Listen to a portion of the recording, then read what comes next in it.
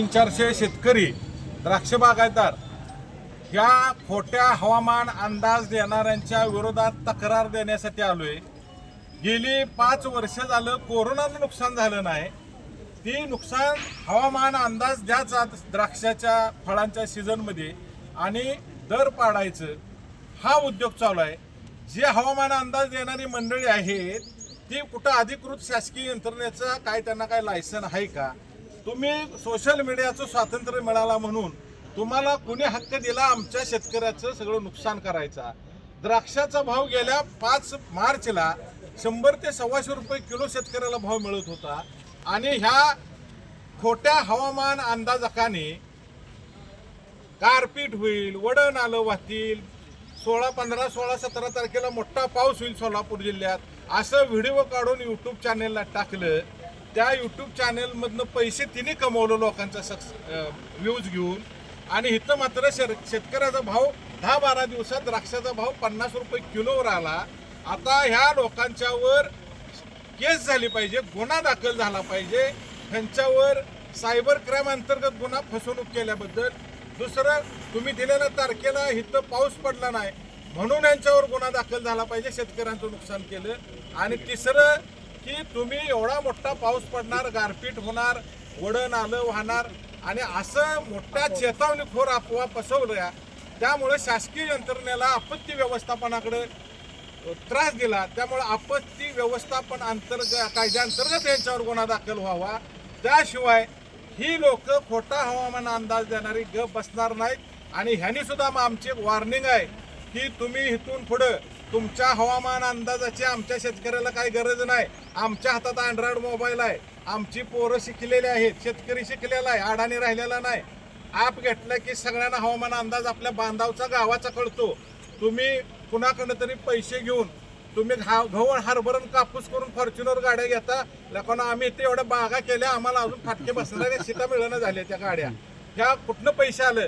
तर अशा हवामान अंदाजकांचा माझी विनंती आहे तहसीलदार साहेबांना, या जिल्ह्याच्या इथल्या DYSP साहेबांना पंढरपूरच्या विनंती आहे की ह्यांच्या बँक अकाउंटची चौकशी करा, ह्यांची संपत्तीची चौकशी करा आणि ही पैसे तुम्ही कुठनं आणलं, कसं आलं?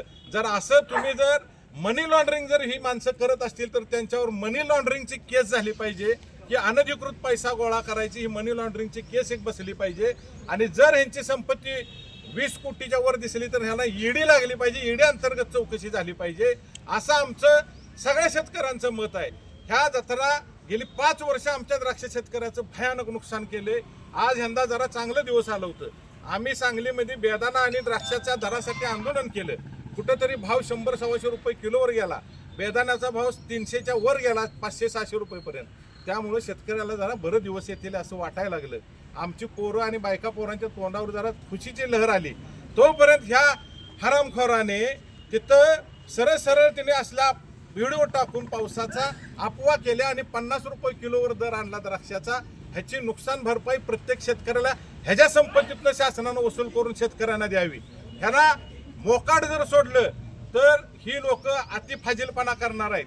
नाव घेण्याच्या लायकीचे नाहीत म्हणून मी तोंडात नाव घेत नाही, नाहीतर म्हणाल की काय कोणाला भेटतो काय? फक्त सगळ्याचा नाद करा, बागायतदाराचा नाद करू नका। आणि त्यातल्या त्यात मी क्रांतिशील नाना पटलाच्या विचाराचा माणूस आहे। जर इथनं पुढं शेतकऱ्याच्या बागायतदाराच्या पाल्यावर जर पाय दिला, याद राखा तिथं सोडलं नाही तुम्हाला पण सोडणार नाही। नादाला लागू नका, सगळ्याचा नाद करा, फक्त आमचा नाद करू नका। हे तुम्हाला माझा जडीत इशारा आहे। आणि जर तुम्हाला माहिती काढायची असेल तर तुम्ही या आणि बेदाणा मार्केटमधले या। अरे शासनानं ऐकलं नाही, 310 कंटेनरचं झाज जप्त करायला लावलंय कस्टमच्या अधिकाऱ्यांना पत्र देऊन। तुम्ही तर लय माझ्यासाठी चिल्लर आहे, चिल्लर। इथनं पुढे जर तुम्ही हवामान अंदाज जर द्राक्षा सीझन मध्ये देऊन बघा, तुम्हाला दावतो मग आमचा हिसका काय आहे ती एकदा चॅलेंज देऊनच बघा।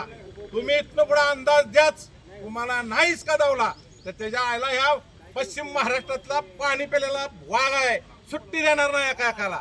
तुला कुठं पण अडवून कार्यक्रम सोडणार नाही। आणि आमचा अजून एकदा मी पुन्हा सांगतो, क्रांतिशील नाना पटलाच्या विचाराच्या अवलाद आहे, मागं सरणार नाही आणि सोडणार नाही। इंग्रजाला घालवलंय आणि तू तर चिल्लर आहे रे सगळी आमच्यासाठी, ही चिल्लर मुळी बांधून ठेवून सोडणार नाही।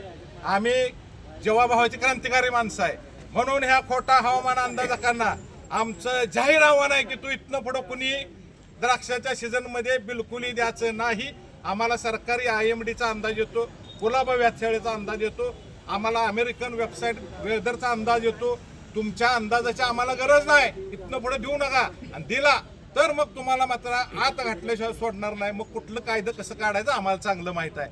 मी ह्या सगळ्या शेतकऱ्यांच्या वतीनं, बागायतदारांच्या वतीनं आज पंढरपूरमध्ये दिले.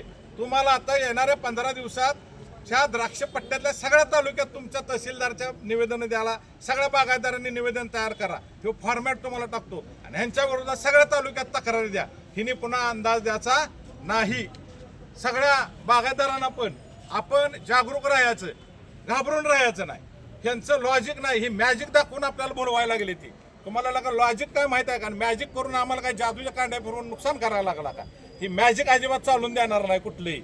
ही गोष्ट आता द्राक्ष बागायतदार सांघिक आहे, एक आहे, आणि ह्याचं ज्वलंत उदाहरण एक आहे तो द्राक्ष बागायतदारांचा खोटा हवामान अंदाज देऊन शेतकऱ्यांचं नुकसान करणाऱ्याचा. सध्याला सोशल मीडियावरती अनेक जण हवामान